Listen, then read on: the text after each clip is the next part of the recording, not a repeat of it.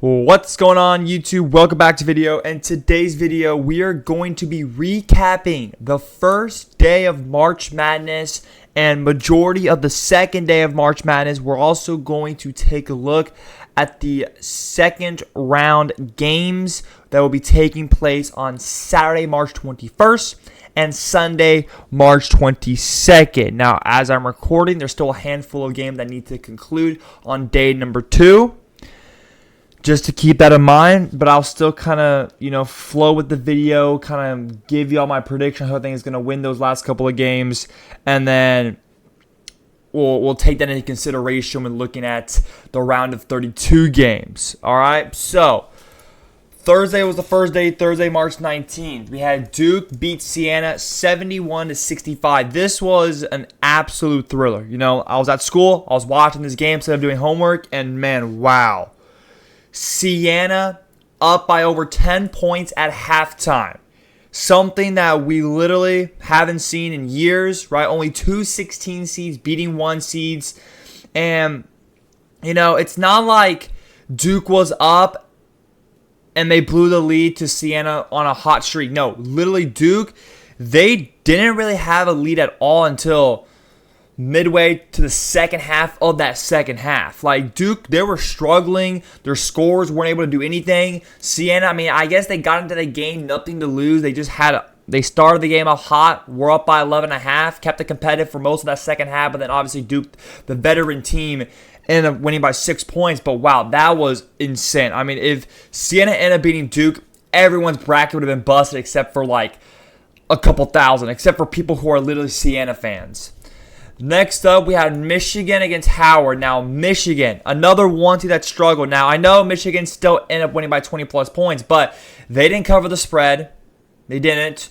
And the fact that Michigan was only up by 4 points, allowing Howard 46 points in the first half, it was a very, very poor performance for Michigan in that first half and early parts of that second half. But they ended up clutching up towards the tail end of that game and winning that game. But both Duke and Michigan, 2-1 seeds, struggling in their first round. So we'll see how that kind of translates into the next round because they're going to have a lot of tough opponents. Houston as a 2 seed, right? Comfortably beating the Idaho Vandals. They're a very bad team, very bad 15 seed. Houston's a really good 2 seed. It was just an easy win. 78-47, right? They were up by 24 points at the half. It was just an easy work for Houston. Then we had Michigan State beat North Dakota. A lot of the 2, 3, 4 seeds, they took care of business. Michigan State took care of business against North Dakota State. They knew what they needed to do. They did it. They executed it perfectly.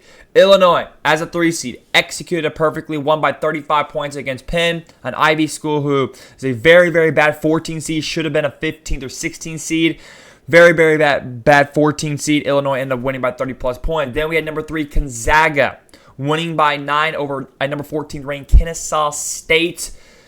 Nice game there for Gonzaga. It was a pretty competitive game. Kennesaw State actually, I would say, is a decent 14 seed. Could even potentially be a 13 seed. It was a pretty competitive game. Now, in my opinion, I do think Gonzaga is a bad 3 seed. This is definitely not Gonzaga's best season. But they were able to get the job done. It was a pretty competitive first half. Second half, obviously, was pretty competitive. If you only win by, 9 points, it's obviously going to be a pretty competitive game through the first, second half. But Gonzaga ended up winning that game, as a 3 seed, not a comfortable way moving on to the next round. But you move on.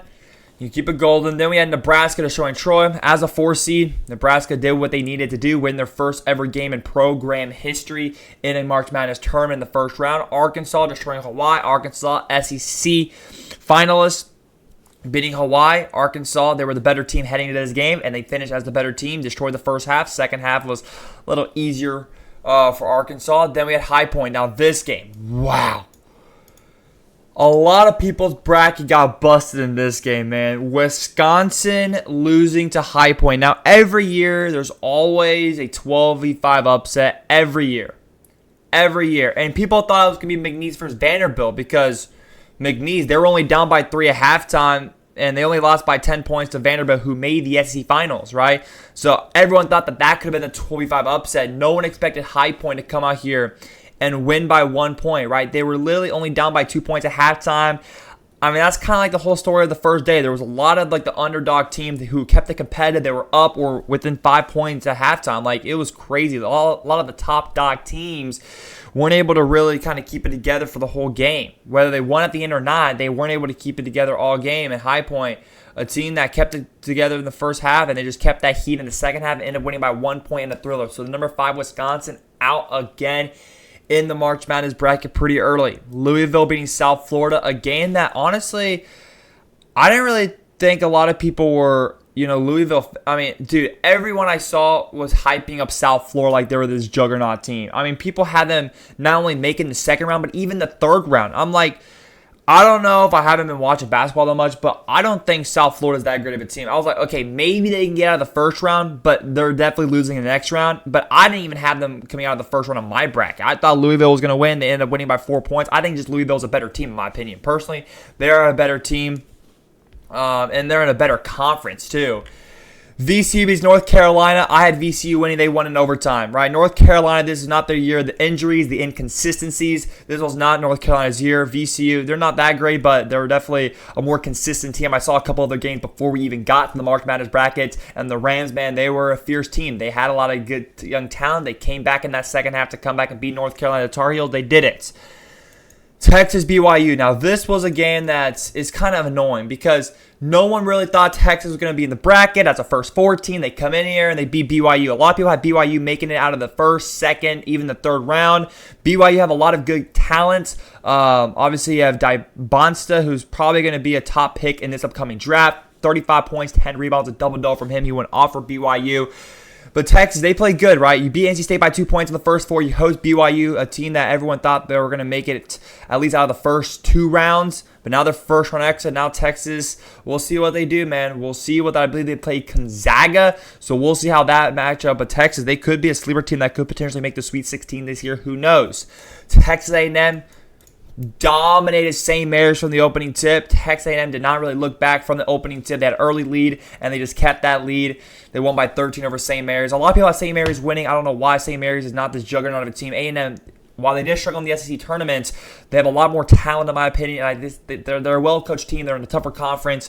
A&M was definitely my clear-cut favorite winner. Then we had this game. First game of the tournament, buzz my bracket. I don't know how Ohio State lost this game when they literally have so much guard talent. They have so much guard talent, and you lose to TCU, and you bust like a lot of people's brackets, man. That was ridiculous. Absolutely ridiculous. Ohio State, they were down by, 15 points at halftime. They had to make a comeback. They ended up making a comeback towards the end of the game. But wow, it was a terrible day for Ohio State. And then you had St. Louis. I had St. Louis beating Georgia, right? I mean, this was a 98 game. A lot of people had Georgia winning, but Georgia, they didn't play really good. St. Louis was a team that I knew was a very streaky team. The Billikens, man, they were phenomenal. I mean, 29-5, destroyed Georgia in the first half, kept that heat. They won 102-77, putting up a 100 burger on the SEC team. St. Louis, beautiful game. I predicted them winning. Now, taking a look at the games today, we do have a couple of games at halftime. We'll talk about those games in a little bit. I do want to talk about the games that have already wrapped up today. So we had Arizona as a 1 seed beat Long Island University. Easy game. Arizona's the 1 seed, clearly cut favorites to win the whole thing. 33-2. They destroyed Long Island University. A 16 seed Arizona. I mean, you're supposed to win by at least 20, 30 points. Just get in there, get out, move on to the next round. No problemo. Iowa State, I have them in my Final Four. They dismantle a 15 seed Tennessee State team. I mean, Iowa State, they're one of the hottest teams right now, 28-7. Iowa State, there you go. Virginia, probably one of the weakest, if not the weakest 3rd seed. Still able to win by 9 points against a 14 seed Wright State. Virginia still able to get the job done at 30-5, moving on to the next round. Even though they had a very rough first half, they finished off in the second half with a hot streak, and they ended up winning.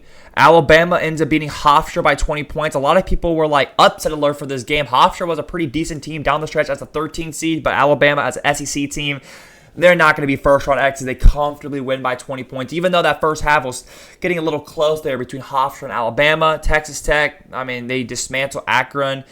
A lot of people at Akron with the upsets coming out of the MAC. Just because I guess their analytics were pretty good, and Texas Tech with injuries, stuff like that.